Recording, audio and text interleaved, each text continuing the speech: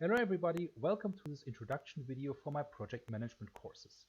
In this video, I am talking about the strategic nature of project management. Starting off with some insights into what projects and project management are, I want to highlight some of the problems in and with projects and then lead on to the strategic nature of project and project management. So let's get started.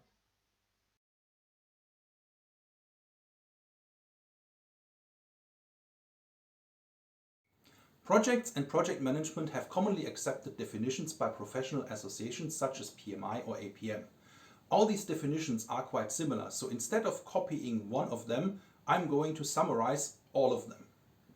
It is widely accepted that projects are a temporary effort to create a unique product, service, or result. That means every project has a start as well as an end date, and it aims to produce something that is not an outcome of regular actions within the organization. For example, inventing a new smartphone is a project, but producing it and selling it on a commercial basis to customers is not.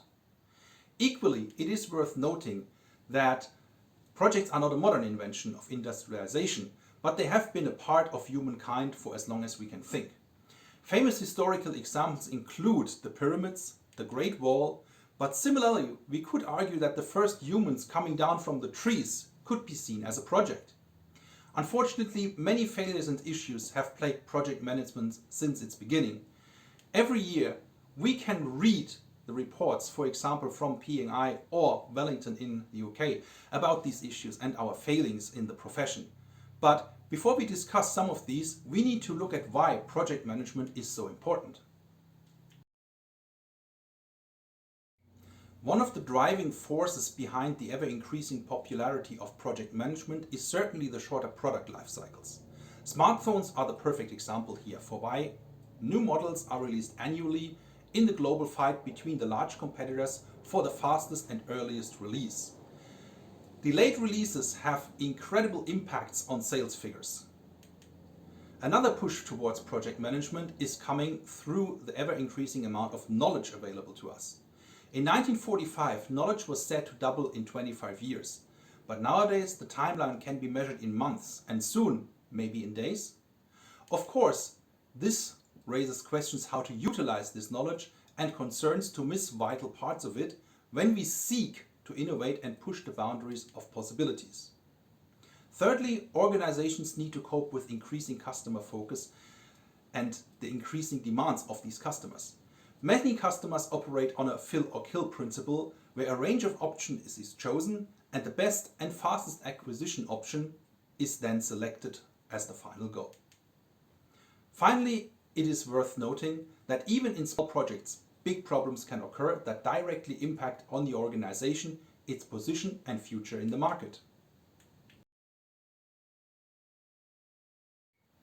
Our conclusion of this must be that project management is not an operational trick to complete a certain job, but a strategic venture to create and implement the future of the organization.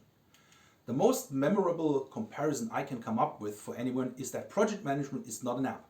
It is a whole new operating system for the organization, and most of the problems stem from resistance to fully embracing it in this fashion.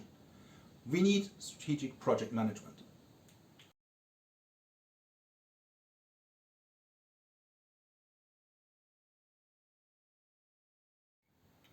On the right-hand side of this slide, you can find a simplified flowchart describing how organizational strategy actually works.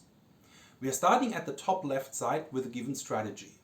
From there onward, we select the goals and objectives that we seek to accomplish in the very near future. This results in a portfolio of projects that, if implemented, will result in a successful strategy implementation. Naturally, we cannot do everything and cannot do everything at once.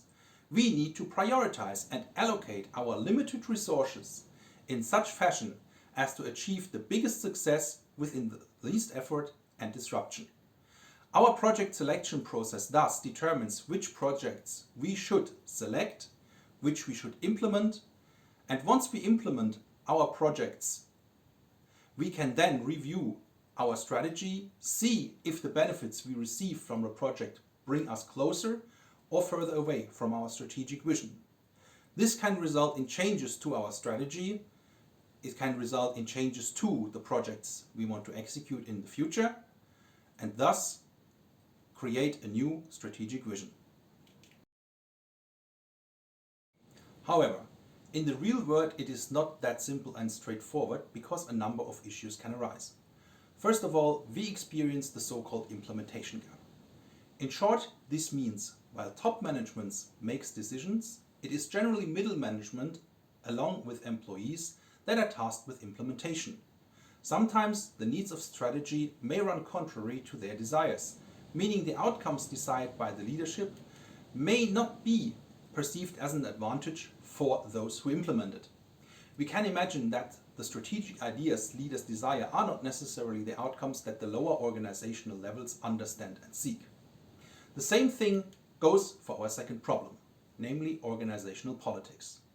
Not every department, manager and employee will benefit from projects and their outcomes in the same fashion.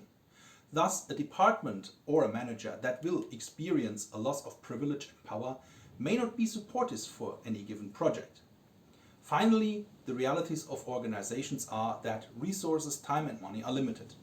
Too often are resource allocation not decided by pragmatic benefit analysis, but by competition between departments and managers, which can often result in the selection of the wrong project.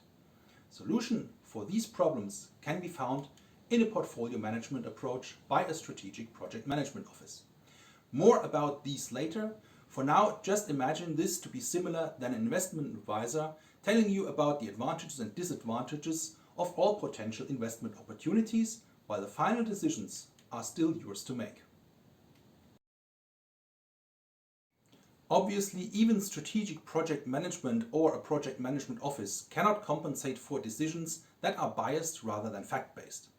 In further courses and sessions, I will dive deeper into the world of projects and project management, but for now, thank you for watching today. I hope you enjoyed this video. Until next time, I wish you all the best and look forward to welcome you again.